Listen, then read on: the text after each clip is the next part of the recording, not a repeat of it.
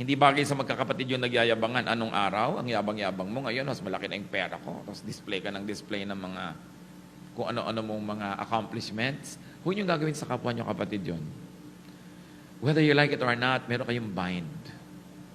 Ang ganda nga sa Tagalog magkapatid. Ibig sabihin, you belong to the same piraso. Pinuto lang dahil naputol yung puso. Pinanganak siya, ipinanganak ka. Pero kayo magkapatid. Napatid lang by the distancing of the childbirth. But you belong with each other. It's a beautiful word. Kaya yung utol, ibig sabihin magkaputol. What? You belong to the same piece. Pagkaaway nyo, kapatid nyo, kahit magtigas-tigasan pa kayo dyan, ang totoo, nasasaktan din kayo.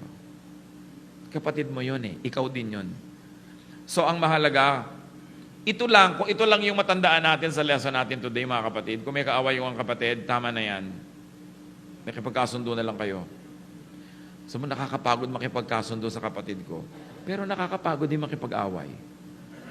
Pareho lang pagod yan, ang gawin mo na yung mabuti.